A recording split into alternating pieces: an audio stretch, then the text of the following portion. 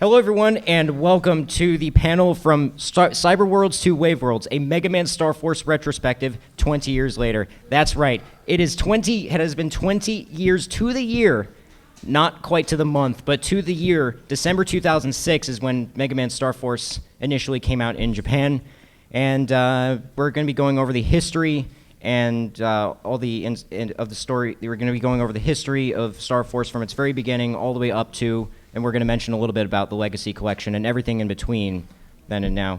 How's everyone doing? Are you having a good MAGFest so far?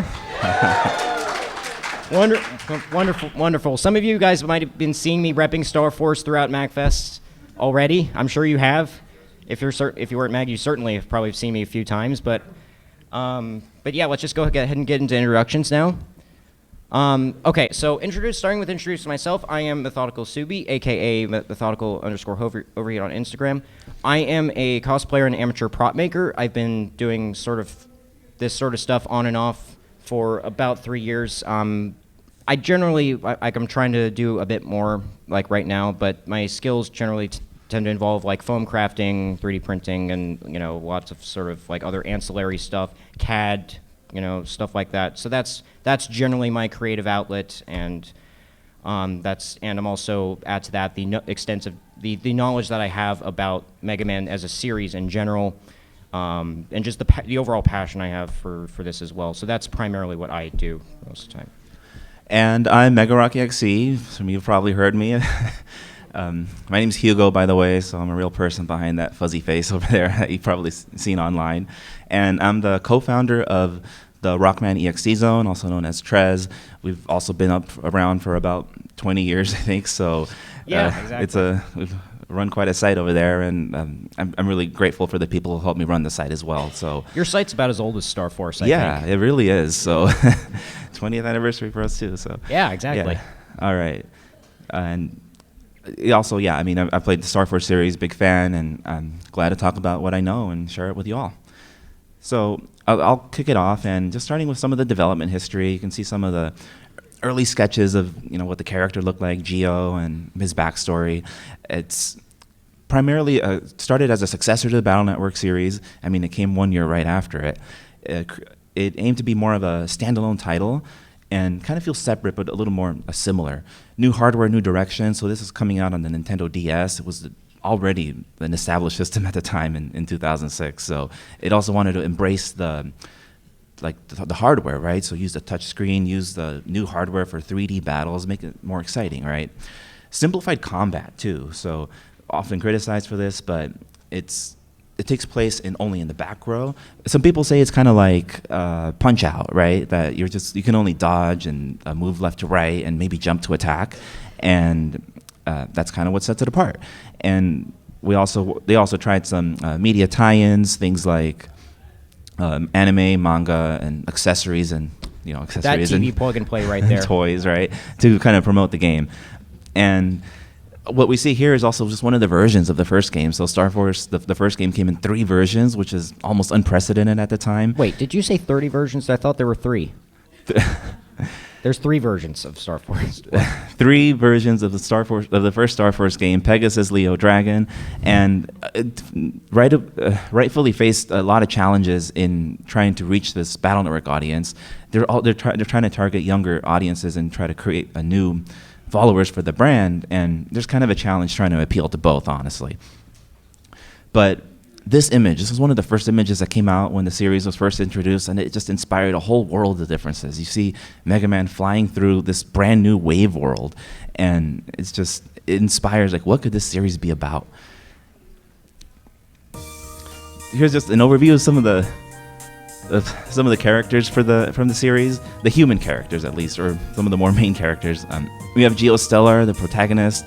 He's a 5th grader who dreams of becoming an astronaut like his father.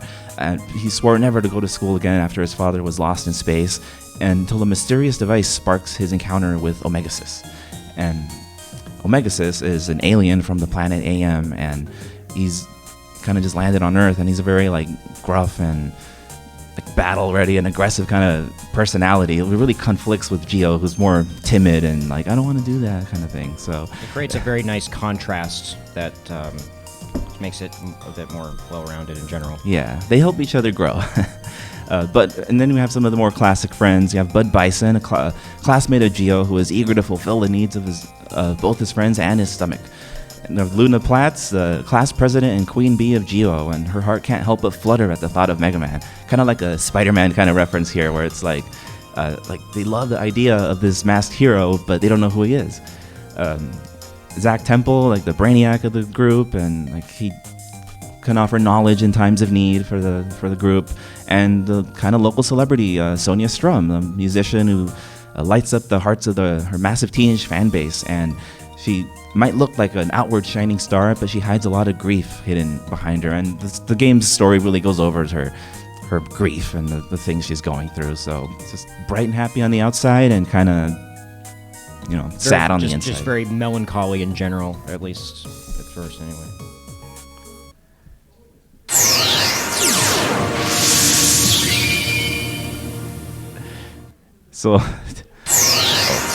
So when Geo and Omega merge together, they become the hero Mega Man. This is kind of like a henshin kind of concept, if you could speak to that a little. Yeah, so this is actually a really textbook example of the henshin hero concept, in which there's actually, you have an actual clear distinction between the normal version of the character and then their transformed state.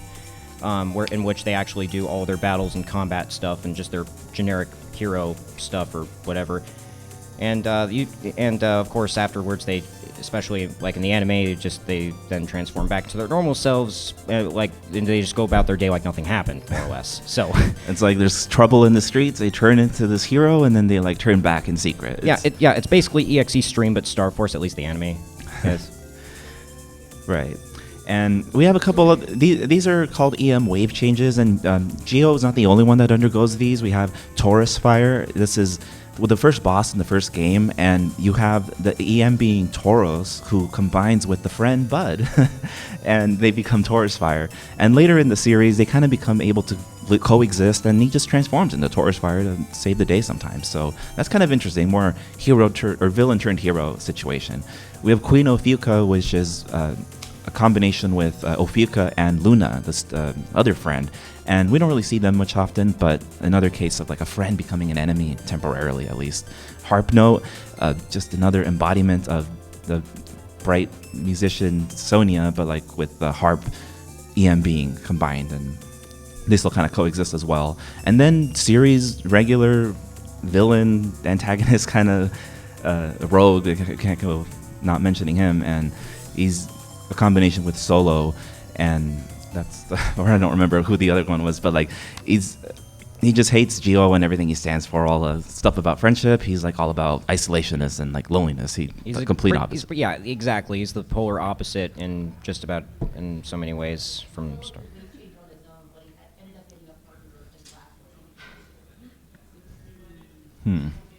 Okay. Then, talking about the concept of friendships, the series makes a big deal about just brother band and just connecting with people. Brother bands are bonds formed by close friends using EM waves via a transer or a star carrier or other similar device, whatever the device of the game is. And it's a term for a friend with whom someone shares a brother band is simply a brother, and regardless of the brother's gender, it's just a close connection with that person. And of course, how you make that into a concept in the game is that it powers you up in a way, so you become like brothers with your friends, and then it actually makes you stronger, so literally making the power of friendship making you more powerful. So that's kind of how they take on it. People generally want a brother with like other real life friends too, so that was also the real life connection. You want to become in-game friends with your real life friends and power each other up, so that's pretty interesting. And then to contrast with Battle Network, so if you're not familiar with Star Force, it does seem very similar to Battle Network. You still have your classic character archetypes here with spiky-haired hero, maybe the female friend, and like maybe potential love interest, the larger friend, and the smaller friend. Yeah, exactly. So they inspired each other. They wanted to be similar but different. So we still have a lot of those similar tropes carrying through. It definitely carries those same archetypes over from Battle Network to Star Force, and that's kind of a just one of the things that really does like carry over a lot from Battle Network to Star Force is the archetypes, characters. It's a big part of it, and the battles, of course, right? So the last game was Mega Man Battle Network 6. It was on the GBA, and it was mostly just 2D battles on a 3x3 grid on each side. So with the advent of the Nintendo DS, they wanted 3D battles, but also to differentiate them from the Game Boy Advance in a way. So again, battles are basically just done in the back row. It's still a card-based kind of battler where you pick your cards from the custom screen and the touch screen. They want you to touch that. And just the selection rules are a little different, but generally you get a hand, so to say, and then you pick it and you battle with it. I think maybe they really wanted like the battles to be more exciting because of what 3D allowed. So you can like lock on to enemies and jump up and attack them. You can shield because you don't have a lot of place to move. Yeah, just like you said, like, you know, with it being similar to sort of like Punch-Out in a way where you sort of just more or less move horizontally.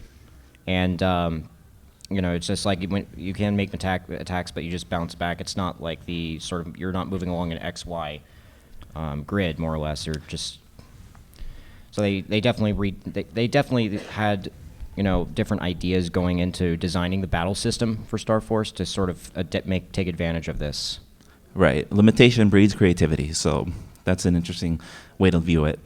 But yeah, also we have our similarities, right? You still have your cannon, you still have your literally a long sword, and your mini bombs and things like that.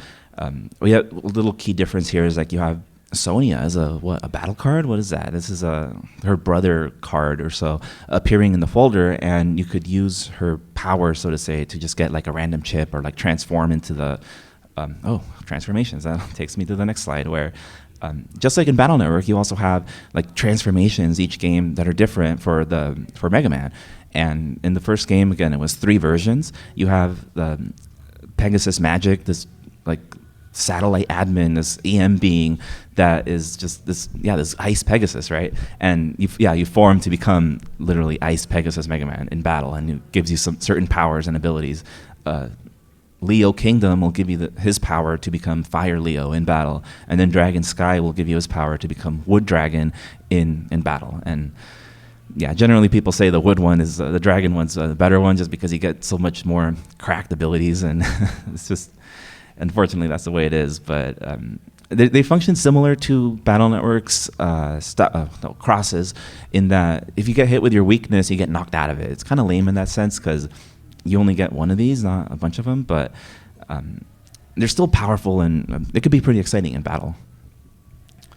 So as for the timeline, everything from 2006 all the way up to the present day, when you look at the timeline overall, just in general, you'll notice that the pattern of annual releases, perhaps too many annual releases, year over year, just contributed.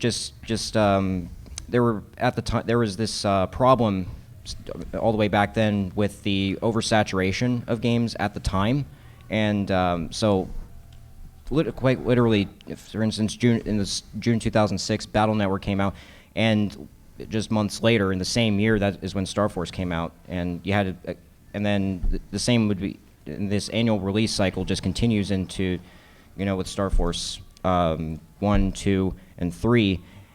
It got so to the point that by the time we got to Star Force 3, it didn't even release in Europe. Yeah, and the Star Force 3 did not have a European release, and likewise, Rockman EXE Operation Shooting Star did not have a North American release. So, don't worry, it didn't miss much. It's really just like Mega Man Battle Network 1 with a Star Force cameo for the most part. Yeah, exactly. That's right. And then pretty much after that of 15 years of just nothing, complete radio silence, actually. And then, fairly recently, within the last couple months, Star Force Collection was announced and will be releasing soon. So it's quite a timeline so far. We went from annual releases to nothing to something in the next couple months. So yeah, you just go from one extreme to the next, and then just... Yeah, it's pretty wild, the journey that it's had over the past 20 years. And And the fact that there's still an active community and fan base for all this, despite all of that, it just makes it that much more. That just makes it that much more amazing. All right.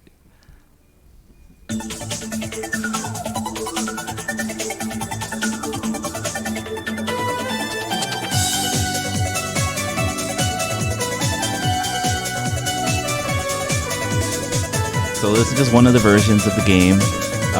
Mega Man Star Force 1 for the Nintendo DS. It released in 2006. Just let this play out a bit more. Okay. Yeah, so again, released in 3 different versions. It features, kind of like the Geo bio I had. He's very shy and nervous at school because of his father's disappearance, and by chance happens to meet OmegaSys, where he's the only one that can see him because of his visualizer. They become Mega Man, and he has to be kind of like in secrecy, solving all these problems that are happening throughout the world, and kind of helps him build confidence and grow his character until he becomes a hero, and then goes actually into space and defeats the EM King, the one king boss, and Andromeda, right? And becomes a hero and saves the world. And yeah, it's just a big arc for this character here. The bosses in this game were more based on the constellations, so Zodiac and stuff like that. So you have your Taurus, Cancer, Ophiuchus, one of them, I think. But yeah, it really focuses on that space aspect, very different, and kind of a darker, more melancholy tone, I think, for this game, because it's just really Geo in a difficult situation and overcoming his challenges.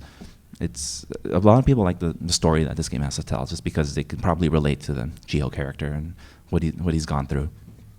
Yeah, especially considering that, like, right just because of like losing his father early on in the game, definitely contributed to just his general overall. The character growth that he experiences throughout the series is one of the defining qualities that that makes the story of the story of Mega Man Star Force quite compelling. A couple key differences on just kind of like how the wave roads and stuff work. So in this screenshot here, you see this little portal on the floor, and in this game, it kind of works in the Battle Network sense, where you have to go to a specific entry point and press R to like jack into the world. So very similar concept. We see all the transformation sequence happening. You'd have to be standing over one of these portals, and then it takes you to the wave world, which is these orange roads that you see on the screenshot here. Basically, the Star Force equivalent of the cyber world. Basically. Right. Except that the cyber world now coexists literally on top of the real world. Yeah, exactly. You actually have like additional levels on top of that. Like you can actually go into the wave world, and then you can jack into a comp even further. So you're now 2 levels deep, basically. Right. And on this screenshot, it's kind of hard to tell. Maybe it's kind of small, but this is one of the cameo references in the first game, where you go to the junkyard level, and you see just a bunch of Link PETs, the PETs from supposedly 200 years ago, in a big junkyard, right? Like you see a bunch of different colors of the PETs right there. So neat little callback, but that's how that works. Right.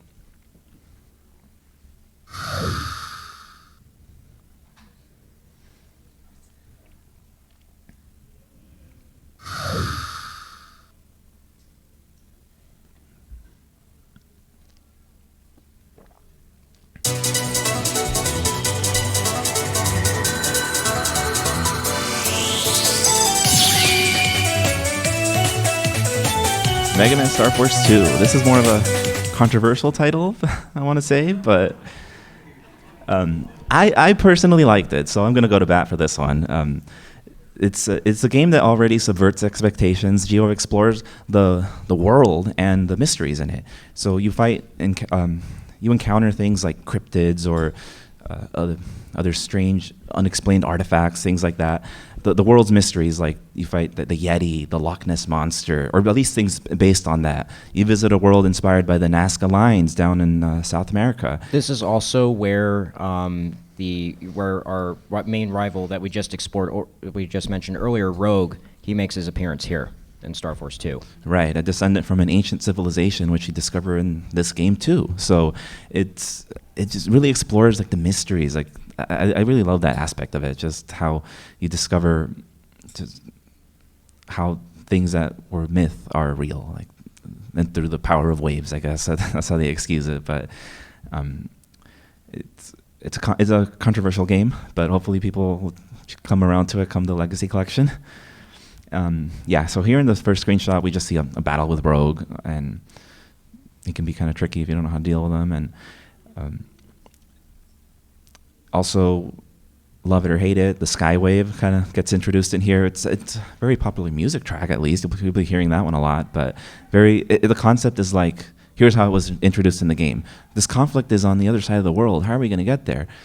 You'd think fly there like in Mega Man Battle Network 2, but no, you actually go through a satellite dish because, people get TV signals from satellites in space, right? So to get there, they're basically high above the clouds and the satellites in space, and that's how they travel to faraway places like the Scotland-inspired area for the Loch Ness Monster, or the Wazap area, which is the South American area for the Nazca Lines. And so that's how it gets you all traveling all over the place. I will say, like, with my time when I was playing Star Force 2, the name Wazap always just cracks me up every single time.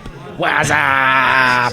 Wazap! Yeah, you see what I mean? It just cracks me up every time I play Star Force 2. It always cracks me up, and for some reason, it's I can't resist it. Maybe they'll change it. I don't know. Please don't. So similar to the first game, you also get a whole new set of transformations in this one. So if you pick the Ninja version, then you'll find the Ninja Star, and then you'll transform into Wood Ninja. You get the Dino Rock in the Saurian version, and you'll turn into Fire Saurian. This one's my favorite personally. You get the Light Sword in the Zerker version and transform into Thunder Zerker. Really great combo potential there. And also what they kind of started to make it more interesting, I think, is now you can combine the two. So not pictured here, but if you have a brother from like the Saurian version and you're playing Ninja and you find their like brother card in battle, then you can combine the two. You can be like Ninja Saurian, and that's like one combination. Or if you're Saurian and you get Zerker, you could become Zerker Saurian. So those kind of combinations. And then if you go ahead and then you combine all three of these versions, that's when you become the what they call Tribe King. The all-powerful Tribe King. Don't listen to the people who just input a secret card code to start with it. Like, you have to earn it. Yeah. Be brothers.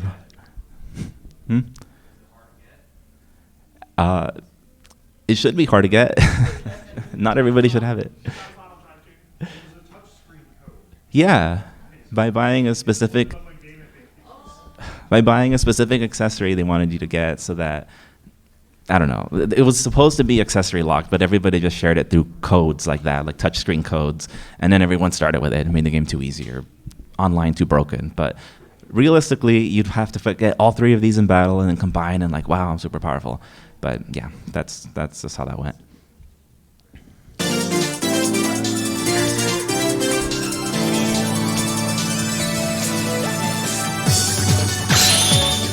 Star Force 3, Black Ace! And now we get into Mega Man Star Force 3, which is my personal favorite, and also the personal favorite of many others in the Star Force series. And not the least of which, because Black Ace is just an insane, probably one of the coolest Mega Man designs I've ever seen in my entire life. Where's the cosplay? Just look at the guy. Red Joker's also really cool too, but like, Black Ace is where Black Ace was the first version that I actually played, and honestly, I have a soft spot for that one. And this one is also the game where Geo, our main protagonist, is a bit more matured and confident, and you can actually see in his character mugshot that he has a slight smile on his face. He's no longer depressed like he used to be. He looks stern and concentrated. And now he actually looks like somewhat content with things. He actually has a noticeable improvement, and I mean, honestly, this was like one of the games I more closely followed when it was coming out at the time, and it just like has this essence of like, it was trying to be really cool, and they knew they were wrapping up their story arc. Like this was going to be a peak game, so to say. So like they really wanted to go all out, and it really shows because it's just like lots of complicated looking art and just very edgy in a way, but like not in a like edgelord kind of way. I want to say it's just like they were trying to be cool. I feel like that's how you end it.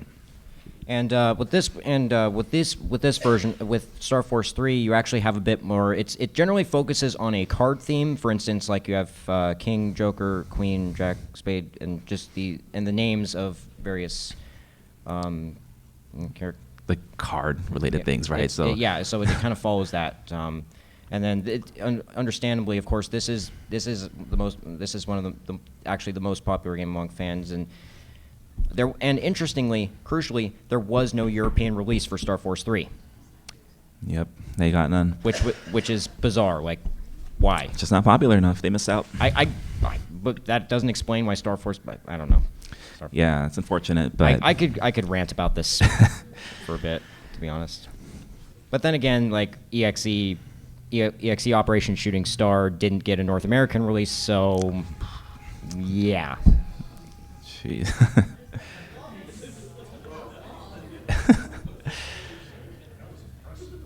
Yeah.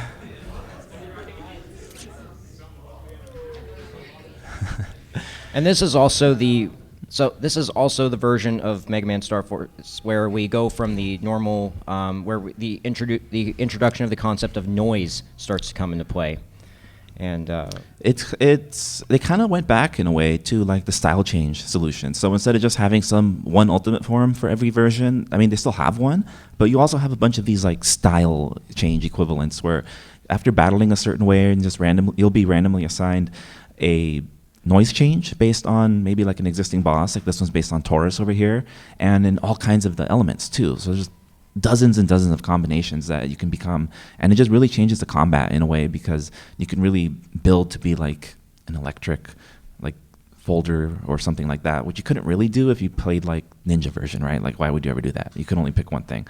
So it gives you a lot more variety. It added back the depth. So earlier we mentioned how Star Force 1, the first game, kind of simplified things and perhaps too much, and this one like re-complicates things, and that's possibly why it's more popular among fans because it just allowed more depth of gameplay, and besides just sword spam. I know people love to do that too with the there's more combinations you could do than just that, but people gravitated towards that because it worked. Yeah, that Bushido meta.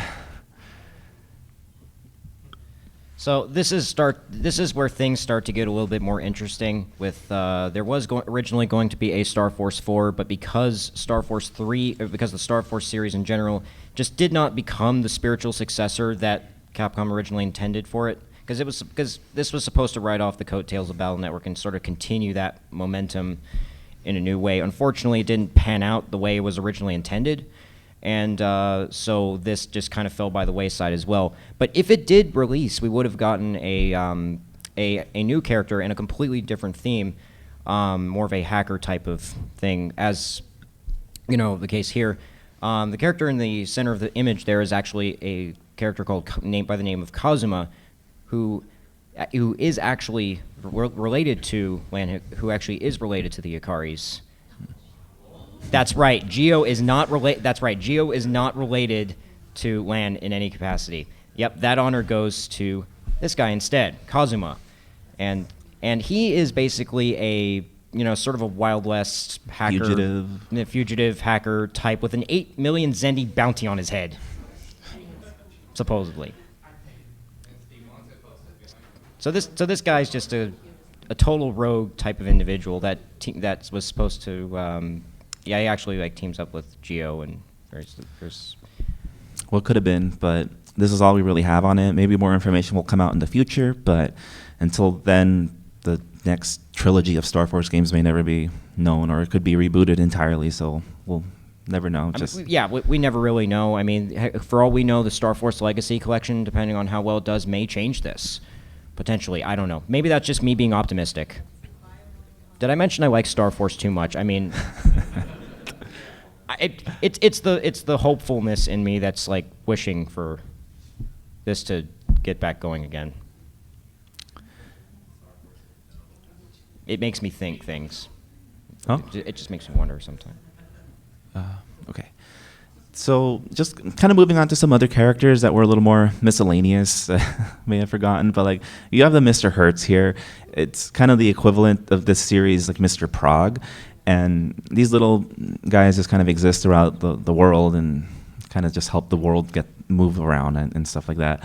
They come in different colors. There's a really big one, and like the little angel ones that live in the sky waves. So there's a lot more variety to these than the Mr. Prague's had, I think.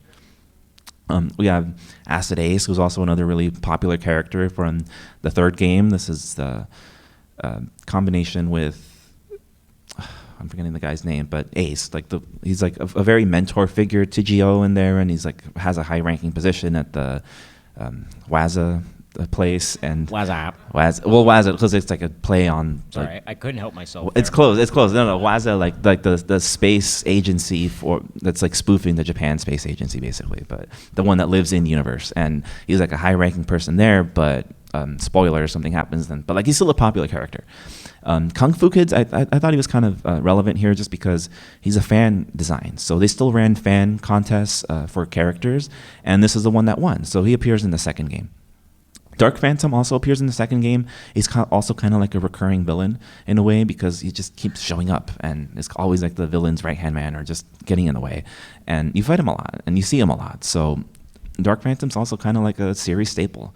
And Gemini Spark. So Gemini, some people see this as like the Gemini Man EXE we never got just because it's like but like Gemini is also a constellation. So it's related to astrology. And they're two different people now, but they're based on Pat.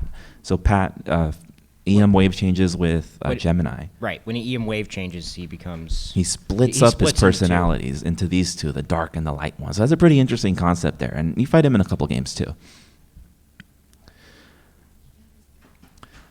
All right. And so similar to Battle Network, we also have the tie-in promos to promote the game. We had an anime come out shortly around the release of the game to promote the games. This one, the anime only ran till the second game. It didn't do well enough to really have an anime for the third game, so this is where it ended at Shooting Star Rockman Tribe. And then it also had a manga that did a little better and had more issues. They are, yes. Yeah, so you can still catch up with the English language Star Force, the first one, anime on YouTube. I think they already took down some of the episodes, right? But you can still catch up and watch most of them just as a lead up. Yeah. All right. Also, actually, I was going to mention, like, speaking of the voice acting, didn't speaking of the Legacy Collection, there was actually, I think they got the original like English voice actor from the anime to actually voice Geo in the Legacy Collection, I think, right? Right, yeah. I mean, he is voiced in that game. Like, who else could it be? Yeah, him too. Like, again, who else could it be? It sounds very similar. Yeah, it does.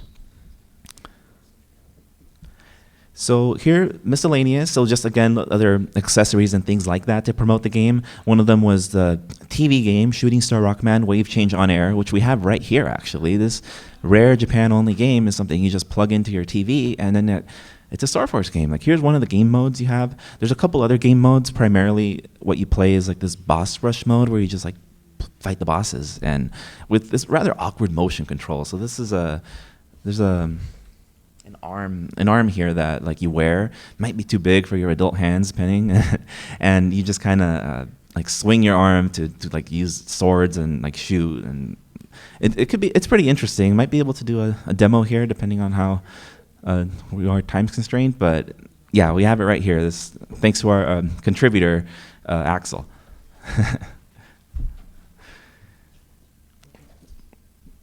We also had Star Force make an appearance in Super Smash Bros.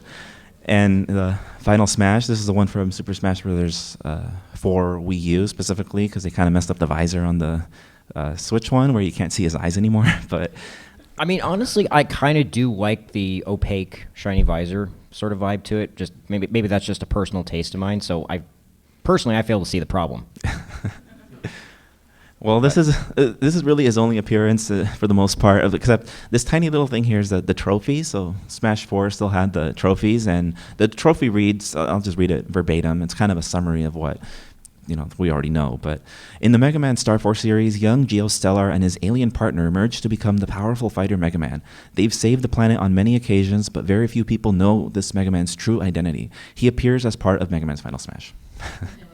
Maybe as an actual fighter next time. We'll see. Barely. And finally, no, this is not.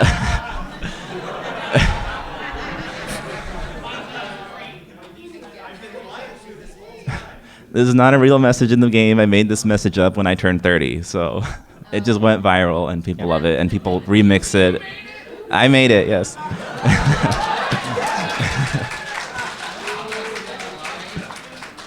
I'm not there. I'm not there yet. I'm not there yet, but I am getting close. So.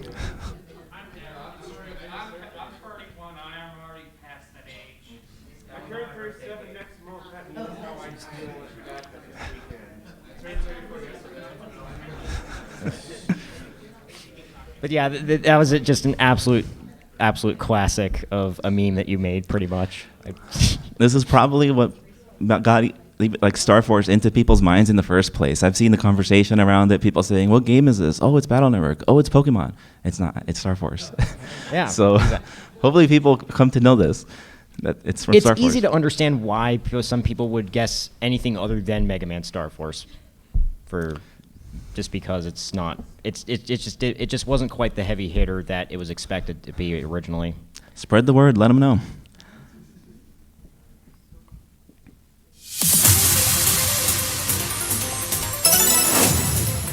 Geostellar, on the air.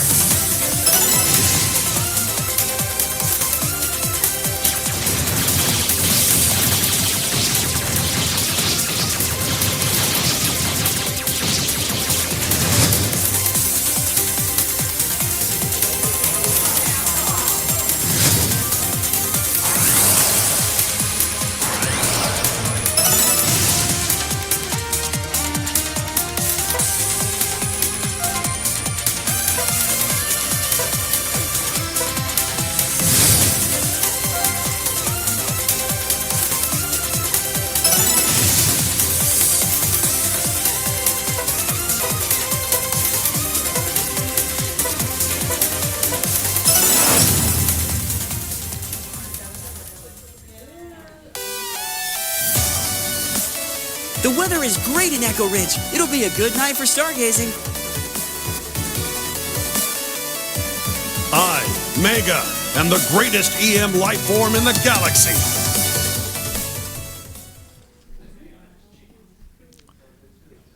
Well, thank you so much. Well, that just about wraps up this panel. I hope you guys I hope you really enjoyed this, as much as myself and MegaRock have enjoyed talking about this with you guys. I'm MethodicalSubie, and I'm MegaRock. I guess we still have time, so if you want to share any things about the series, or your experiences, yeah. Sorry we brought this up, but you guys didn't talk about the mod that they made for like Star Force 1, where they tried to combine everything in one game. are you talking about DX? Yeah, Star Force DX. Yeah. The mod that came out like a year before the collection.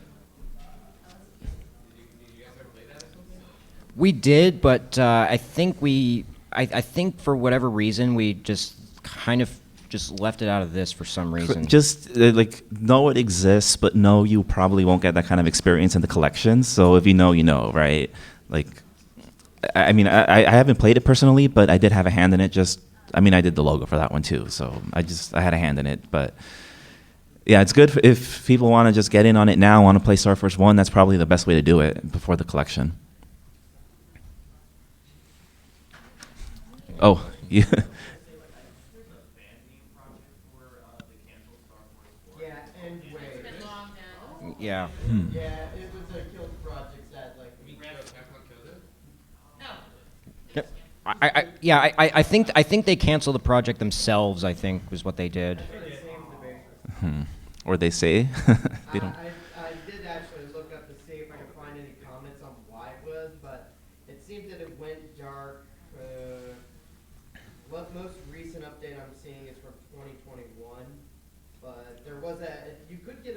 30, 40 minutes into their demo, which showed Geo going, being basically framed, and the not the Net police, but the police are after him, and the three beings from the satellite actually take away his star power, so he basically gets depowered, and he's on the run. And that's when Cosplayer shows up and like takes him into like the underground. But that's as far as the project seemed to have gone, was them going on the run, starting to learn the basics of the new system that they were making for their combat, and it doesn't look like there was anything else after the fact. Yeah. Guess we'll never know even from them either. You. In a similar vein, like, because I actually attended the Mega Man-like game for this. Do you think there's, like, any potential, like, hurdles you think people might go to make, like, whether it be fan games or the Star Force Light games? Like, do you think Star Force is, like, a little hard to replicate for gameplay, or do you think it's just, for whatever reason, lack of interest? From my own intuition, I don't think so. MegaRock might have other ideas. I could see the problem just being those 3D battles. Like once you go into 3D, then it's a little more difficult. Indie games tend to be more 2D based. I mean, there is a Star Force inspired game. I don't know how many of you've heard of Lunar Lux. Right, yeah. So developer, I've met him up a couple times and helped him out a bit, and he definitely cites Star Force as his influence. So it has a lot of elements, space exploration, and I guess somewhat the battles, or at least it's card based in a way. So if a game is inspired by Star Force, then it's mostly on the more things around it. But the actual combat, I think, is more difficult to replicate. Yeah, it's on Steam, but I think they did have a Switch release recently. Yeah. There's another I guess it's kind of like a hybrid of Battle Network and Star Force like indie game that's called Berserk Bits. Oh, yeah. Berserk Bits, yeah, the desktop idle game. Oh, I could have asked slide on fan games. More like Disney, Battle Network games. Most of the Eden is a good one too. Oh, Eden has an amazing Battle Network mod. Oh, really? Oh, yeah, you can overhaul it where you can actually fight fighters good. You can do most of the crosses, and I don't think you can do any, you can do some of the double slows. I don't think they did like style change or anything, but you can do like Dark Mega Man, I don't remember, I think there was one where you played Colonel, but I think that one was kind of broken. Oh, definitely. Yeah. Okay. Alright, it's Battle Network, not Star Force. Shanghai EXE is a Toho Battle Network. The devs abandoned it. The post game isn't finished. The main game is. It's honestly amazing. It's made for people who grew up with Battle Network, so like it's harder than the GP titles, but like not bullshit hard. I don't know Did you say anything they got about the Toho. I post just think game it's mostly super done? fun. Sorry, what? What did you say about the post game? The post game isn't done. Like there's a little bit. I get the feeling it could have been cool, but the main game is done. Like you can start to beating the last boss. Like there's a full game there. So yeah, Shanghai EXE if you want more of that Battle Network fix in the meantime. Any other? Oh. Yeah.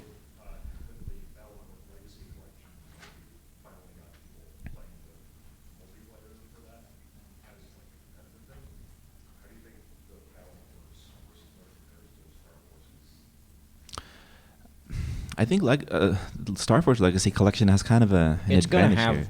yeah, it's gonna have like PvP support. I Yeah. think. So yeah, the Legacy Collection will have the online support, and I think it has more of an advantage just because people aren't doing that like through other means, so to say. So, people can always use emulators and things to play GBA online or trade and things like that. But DS, I think, is where it gets a little more complicated. So this should make it a little more accessible to people more broadly, so you can battle and trade and all that. Oh. How many people do you expect is going to get, like, absolutely murdered, like in the PvP? maybe in a couple months, but at the start, maybe anyone can win. Oh. Have they ever identified the voice actors of Acid and ACAOs? I think that one's still one that people haven't figured out. That's what I remember reading. So maybe they don't know yet. I mean, if he's voiced in this game, we'll definitely know. Yeah. So, apologies, this is a spoiler, but I heard that like in Star Wars 2, you do get like a rematch with Rogue at the very end. Like, I heard it's like a very extremely difficult boss fight. Is that true or something?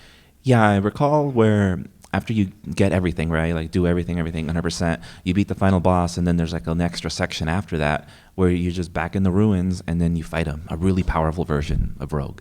So, like, yeah, continuing on with the Battle Network tradition and maybe pushing it even more.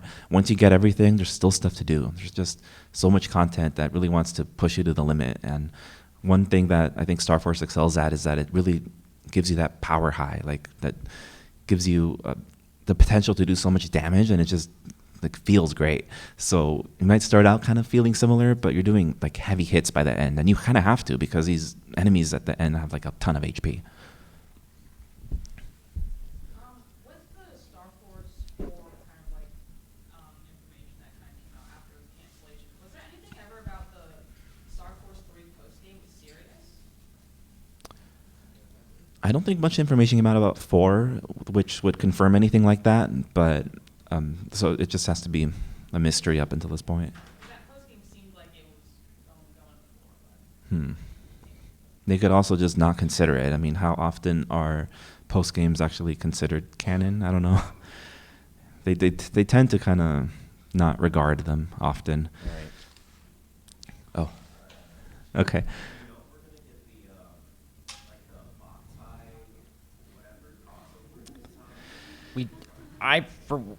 That is a very good question, unfortunately, but I don't think there's any information available or any hint of such a thing.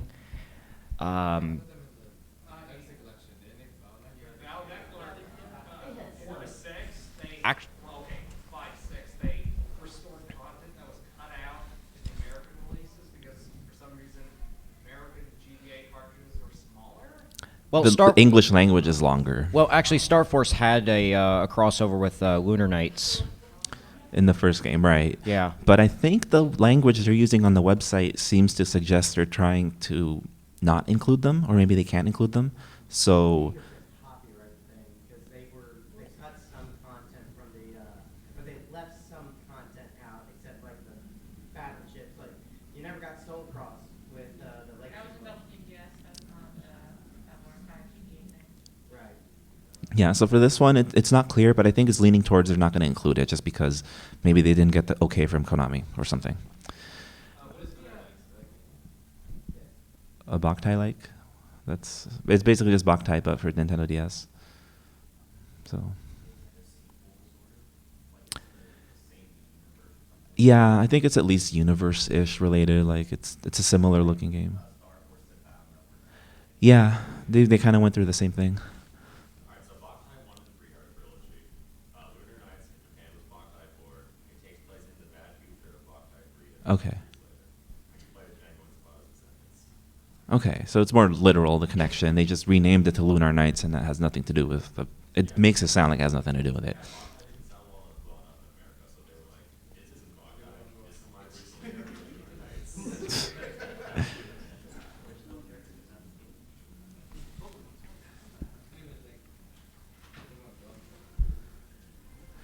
Well, I guess we're going to wrap things up soon, right? Well, one other thing I wanted to mention just before wrapping things up, I should have added a slide for this, but Geo is canonically left-handed, so another like win for people who are left-handed in this right-handed world. He is very canonically depicted as left-handed, and I guess maybe due to the expanded cartridge space of Nintendo DS, he can also be depicted in the sprites like consistently left-handed. So typically you just mirror sprites and like with some on the right, suddenly on the left, and it doesn't really matter. But with Geo, like if you run to the right, then you know the Omegasys hand is on one side and you run the other direction and it's visible on the other side. So they're very consistent about it. And in battle you always see him slash and attack with his right hand, or I mean with his left hand and not his right. So Like that's pretty neat. It's kind of like Link in that sense. Like he really wanted to make him left-handed as a distinguishable feature of him. So there's another little bit of trivia that I'd like to add, mainly pertaining to one of the songs that Sonia Strum actually sung that wasn't actually officially released. I think the song was called "Feel Inside," and it's the one that goes, "Sometimes I wonder." You know, it's the one from the anime. I don't, to my knowledge, that was never commercially released. I think someone like tried to make a cover to sort of hypothetically sort of finish it out a little bit, but it's, again, sometimes I wonder why. Maybe in the Legacy collection, we'll never know. But who knows? I mean, they might try to make an actual official version of it. But it's one of those mysteries that, as far as like the music is concerned. Okay. You, and then we can probably wrap it up. My friend Axe is sorry about this, but I heard the Shibby community for Star Force is pretty interesting as well. Good.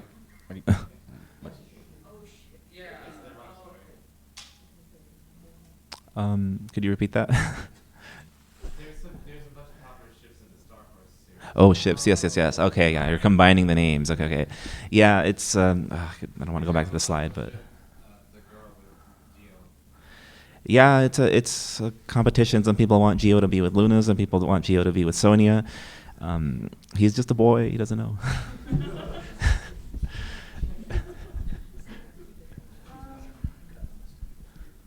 I was thinking of like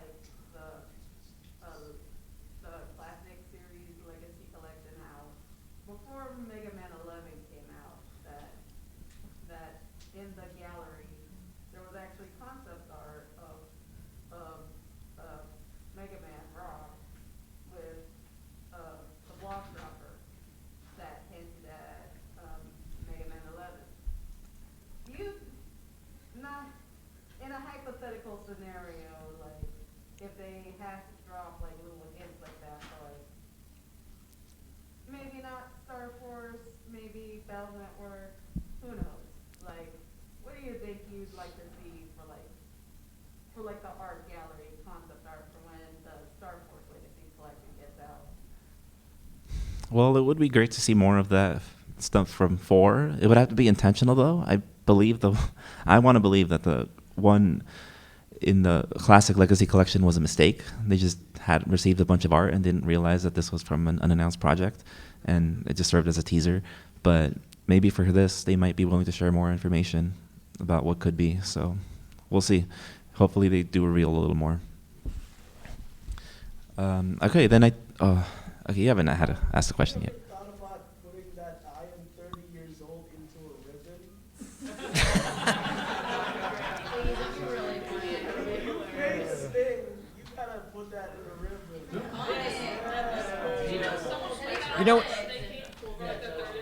You know what's funny is that I actually turned 30 later this year, so I might actually. I don't know. It seems like it sounds like a funny idea for sure. Yeah. Yeah, definitely. I've never made a ribbon before, but this is a good idea. All right. Then I guess we're done. So thank you everyone for coming. Yeah, absolutely. Thank you. Yep. Yeah. Once again, hope you guys enjoyed this. Us talk about Star Force for the past hour, as much as I've. And hope you guys are looking forward to the Legacy collection. Just keep enjoying Mega Man Star Force.